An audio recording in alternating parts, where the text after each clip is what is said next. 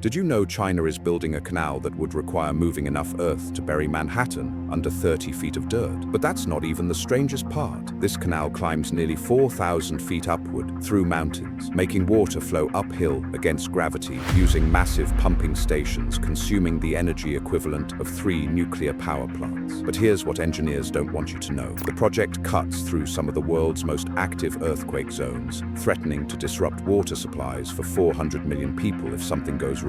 So how exactly is China defying the laws of physics to pump billions of gallons uphill? And what happens if this unprecedented system fails? If you're fascinated by engineering marvels like this, make sure to hit that subscribe button and ring the notification bell. We dive deep into the world's most incredible projects every week. China has a massive problem. The north has 45% of the population, but only 19% of the country's water. Meanwhile, the south practically drowns in rainfall. This imbalance has crippled northern cities for decades. Beijing's water table has dropped 300 feet since 1960. The Yellow River regularly runs dry before reaching the sea. Farmers watch their crops die while southern provinces battle floods. Talks of redirecting water from south to north date back over 50 years. Chairman Mao first proposed the idea in 1952 during a Yangtze River inspection tour, saying, "The south has plenty of water, the north lacks it, so borrowing some water is possible." But back then, it was just a dream. The engineering didn't exist. The money definitely didn't exist. The project sat dormant through political turmoil and economic struggles. Engineers drew up plans in the 1980s, but the $62 billion price tag terrified officials. Environmental groups warned of ecological disaster. Relocating hundreds of thousands of people seemed impossible. Technical challenges looked insurmountable. How do you make water flow uphill for hundreds of miles? That changed in 2002 when the Chinese government finally pulled the trigger. With northern water supplies reaching crisis levels and the economy booming, doing nothing was no longer an option. The State Council approved what would become the most expensive infrastructure project in human history, the South-North Water Diversion Project. Construction officially began in December 2002. The plan: 3 massive canals, eastern, central, and western routes, each taking different paths from the water-rich Yangtze River basin to the parched north. The eastern route would follow ancient canal systems. The central route would cut straight through the mountains. And the western route? So technically insane, it's still on the drawing board. By 2013, phase 1 of the eastern route opened. Then in 2014, the central route started flowing. Together, these engineering monsters now transfer 12 trillion gallons of water annually, enough to fill 18 million Olympic swimming pools. But the real story isn't just moving water, it's moving it uphill. What do you think about this ambitious vision? Drop your thoughts in the comments below. I read every single one, and if you're enjoying this deep dive, give this video a thumbs up to help others discover these incredible projects. Let's break down this beast. The entire system spans over 2,800 miles, longer than the distance from New York to Los Angeles. The eastern route alone is 685 miles long, running from Jiangsu province near Shanghai all the way to Tianjin. The central route stretches 855 miles from the Danjiangkou Reservoir in Hubei province to Beijing. Here's where physics gets interesting. The eastern route must lift water 213 feet over multiple stages using 23 massive pumping stations. Each station houses pumps the size of small buildings. The total pumping capacity, 9.8 billion cubic meters per year. That's more water than flows over Niagara Falls in 2 months. The central route takes a different approach. No pumping required because engineers positioned the starting reservoir at higher elevation. Water flows downhill through gravity for most of the journey, dropping about 330 feet total. But here's the catch. They had to raise the Danjiangkou Dam by 46 feet, submerging 141 square miles and relocating 345,000 people. That's an entire city worth of residents moved to make this work. The canals themselves are engineering marvels. The Central Route Canal measures 230 feet wide at the base, narrowing to 70 feet at the top, with water depths reaching 23 feet. Concrete lines the entire route to prevent seepage. The system includes 64 tunnels boring through mountains, the longest stretching 19 miles. That's longer than the Channel Tunnel connecting England and France. Then there's the crossing of the Yellow River. Engineers couldn't just dump Yangtze water into the Yellow River. Different ecosystems, different sediment loads, potential contamination. Solution: build 2 massive tunnels under the Yellow River, each 23 feet in diameter, carrying water 115 feet below the riverbed. It's like building a subway for water. The technology integration is next level. Over 3,000 monitoring stations track water quality in real time using satellite data and AI AI systems. Automated gates adjust flow rates based on downstream demand. Smart sensors detect leaks instantly across thousands of miles. The control center in Beijing manages the entire network like air traffic control for water. Environmental features include 426 wastewater treatment plants built along the routes to prevent pollution. Ecological buffer zones protect wildlife corridors. Fish passages allow aquatic species to migrate despite new barriers. The system even includes emergency shutoff protocols to prevent contaminated water from spreading. The capacity numbers are staggering. Once fully operational, the complete system will transfer 44.8 billion cubic meters annually. That's 11.8 trillion gallons, enough to supply 400 million people. The project will directly benefit over 100 cities, including Beijing, Tianjin, and hundreds of smaller municipalities. The scale of this project is mind-blowing, but wait until you hear about the massive investment behind it. Before we dive into those numbers, which feature impressed you the most? Let me know in the comments. Price tag, a jaw-dropping 79 billion and climbing. To put that in perspective, that's more expensive than the Three Gorges Dam, the Panama Canal expansion, and the Channel Tunnel combined. It's equivalent to Egypt's entire GDP, more than Tesla's total valuation when the project started. Here's how the money breaks down. The eastern route cost approximately 24 billion. The central route ate up 31 billion. Water treatment and environmental protection added another 12 billion. Resettlement of displaced residents cost $8 billion. Maintenance and operational systems account for $4 billion. And there's still the western route on the horizon, projected at 60 billion more when construction eventually begins. Funding comes from multiple sources. The central government provides about 60% through bonds and direct allocation. Provincial governments contribute 25% since they benefit directly from water access. Water usage fees cover 15%, with industries and municipalities paying premium rates. China Development Bank provided low-interest loans totaling $18 billion. The economic multiplier effect is massive. For every dollar spent, economists estimate $3.50 in additional economic activity. Water security unlocks agricultural expansion worth $14 billion annually. Industrial growth in northern provinces adds $22 billion to GDP. Real estate values in water-secure cities have jumped 40% above regions still facing shortages. But here's the kicker. Operational costs hit $1.2 billion per year. Those 23 pumping stations on the eastern route consume 8.8 billion kilowatt-hours annually. That's enough electricity to power Singapore for 3 months. Energy costs alone run $750 million yearly, making this some of the most expensive water on Earth. Both the eastern and central routes are operational, but optimization continues. The eastern route opened in November 2013 after 11 years of construction. The central route followed in December 2014. Since then, they've transferred over 60 billion cubic meters to the north. That's enough to drain Lake Erie. Construction highlights read like science fiction. Workers excavated 2.1 billion cubic meters of earth and rock, 3 times the volume of all Egyptian pyramids combined. They poured 36 million cubic meters of concrete, enough to build 30 Hoover dams. Installation included 10,000 kilometers of concrete lining and 850 kilometers of steel pipelines. The Yellow River crossing took 5 years alone. Engineers used tunnel boring machines 50 feet in diameter, excavating through sand, silt, and clay 115 feet below one of the world's muddiest rivers. They completed the tunnels in 2010, creating the deepest large-scale water tunnels ever built under a major river. Key contractors include China Three Gorges Corporation, China Water Resources and Hydropower Engineering Group, and Power China. Over 300,000 workers cycled through construction sites at peak activity. The project employed more people than currently work for Apple worldwide.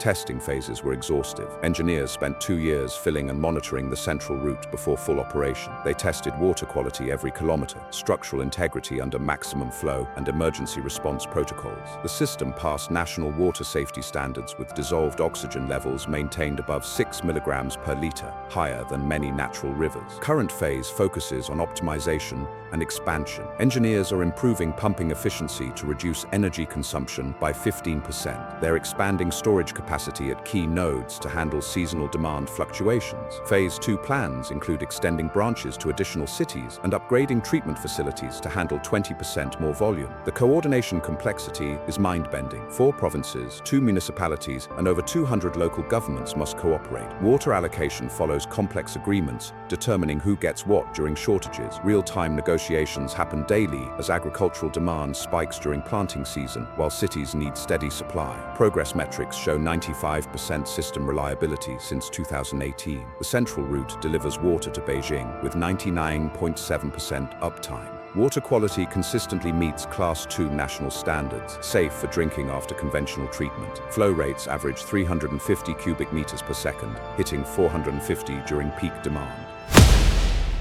This project isn't without serious problems. The environmental impact has scientists worried. Redirecting massive water volumes changes entire ecosystems. The Yangtze River's downstream flow decreased noticeably, affecting wetlands and fish populations. The Han River, which feeds the central route, experienced drops in water level that threatened aquatic species. Then there's the pollution issue. Northern China produces some of the world's dirtiest wastewater. Without proper treatment, return flow from cities could contaminate the system. Early monitoring detected agricultural runoff containing pesticides and fertilizers entering the canals.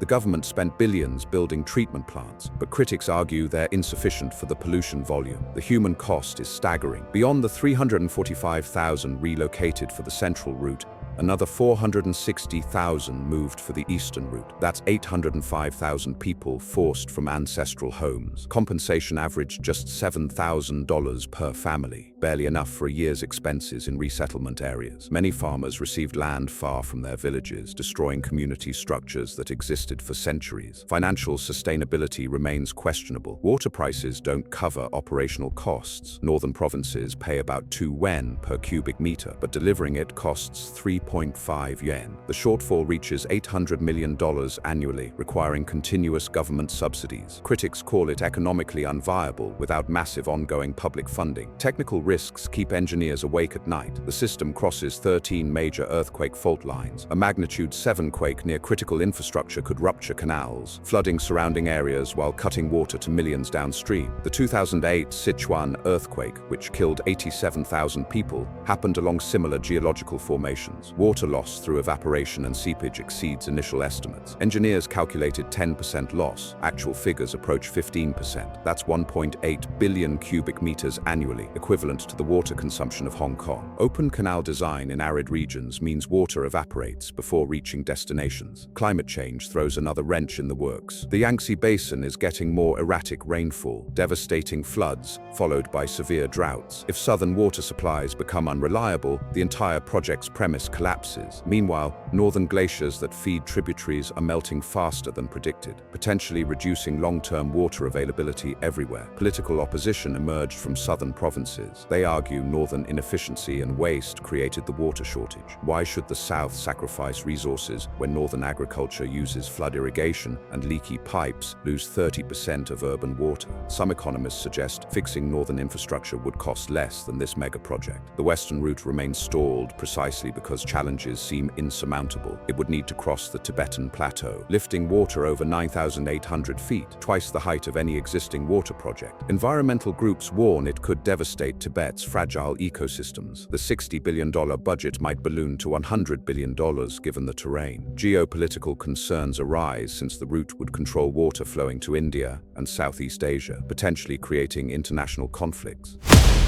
Despite the problems, the benefits are transforming northern China. Beijing now receives 70% of its water supply from the central route, over 3 billion cubic meters annually. The city's underground aquifers, depleted after decades of overuse, are finally recovering. Water tables have risen 6 feet in some areas since 2014. Agricultural impact is massive. The North China Plain produces 60% of China's wheat and 45% of its corn. Water shortages threaten this breadbasket. Now, 7.4 million acres of farmland receive reliable irrigation. Crop yields increased 25% in water-secure regions. Food security for 1.4 billion people got significantly stronger. Economic growth in beneficiary regions outpaces national averages. Cities along the central route saw GDP growth 2.1 percentage points higher than comparable cities without access. Tianjin attracted $18 billion in industrial investment that required water-intensive operations. Manufacturing output in Hebei province jumped 34% since water reliability improved. Job creation exceeded projections. Construction employed 300,000 workers directly.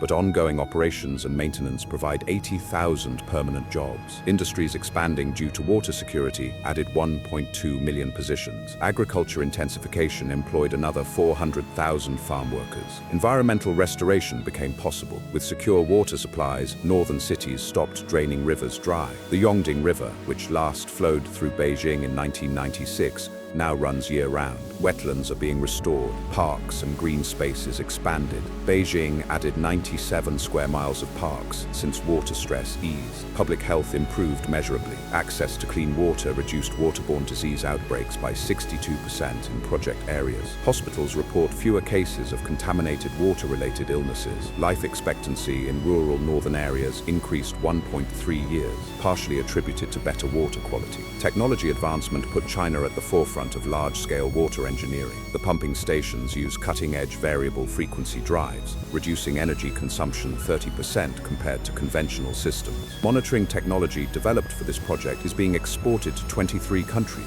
Chinese engineering firms now lead the global water infrastructure market, winning contracts in Africa, Southeast Asia, and the Middle East. The project showcases state capacity. China demonstrated it could execute multi-decade, multi-provincial, mega-infrastructure projects on time and within reasonable budget overruns. Most Western equivalents run 200–300% over budget. This capability attracts international development projects and strengthens China's Belt and Road Initiative credibility. Regional development accelerated dramatically. Cities like Shijiazhuang and Zhengzhou evolved from struggling industrial centers into booming metropolitan areas. Water security enabled population growth. Beijing's population increased by 5 million since 2014, supported by stable water supplies. Real estate development unlocked $340 billion in property value. Energy security improved indirectly. Reliable water enables hydropower, nuclear power, and coal power plant operations. Power generation capacity in northern China increased 18% since water shortages no longer force seasonal plant shutdowns. This stabilizes electricity prices and prevents blackouts during peak summer demand. The legacy extends beyond China. Over 40 countries with water scarcity issues study this project as a potential model. India considers similar transfers from the Ganges to the Deccan Plateau. Australia examined it during their Millennium Drought. The Middle East sees it as proof that geographic water inequality can be engineered away. Looking ahead, Phase 2 expansions are scheduled for completion by 2030. This includes extending the eastern route to Shandong Peninsula, adding branches to Shanxi province from the central route, and upgrading pumping capacity by 30%. Total transfer volume should reach 54 billion cubic meters annually, enough to supply 500 million people. The western route remains the ultimate challenge. If ever built, it would complete the grand vision of connecting all major Chinese river systems. Construction could begin around 2035, though political will and technological breakthroughs need alignment. Engineers are researching massive underground pipelines to avoid surface environmental damage. Costs could hit $100 billion, but water security for all of Western China hangs in the balance. Global implications are profound. As climate change intensifies water scarcity worldwide, China's model offers a template. Controversial, expensive, but functional. Expect more countries to attempt similar mega-projects despite environmental concerns. The engineering expertise developed here will shape water infrastructure for decades. Technology continues evolving. AI-driven optimization could reduce energy consumption another 20%. Desalination integration might supplement the system in coastal areas. Underground aquifer recharge programs could store excess flow during wet years for drought periods. The historical verdict won't come for generations. Did China solve northern water scarcity or just delay a reckoning with unsustainable growth? Are the environmental costs justified by economic benefits? Will climate change undermine the entire investment? These questions remain unanswered. What's certain is this: China bet 79 billion that engineering could overcome geography. So far, 400 million people have water they didn't have before. Cities that faced collapse are booming. Agriculture that was dying is thriving. The canal flows uphill, defying what seemed impossible, proving that with enough resources, determination, and concrete, you can make water climb mountains. What's your take on this mega project? Do you think it's worth the investment, or are the risks too high? Would your country attempt something this ambitious? Share your thoughts below. I love hearing different perspectives. Thanks for watching, and I'll see you in the next one.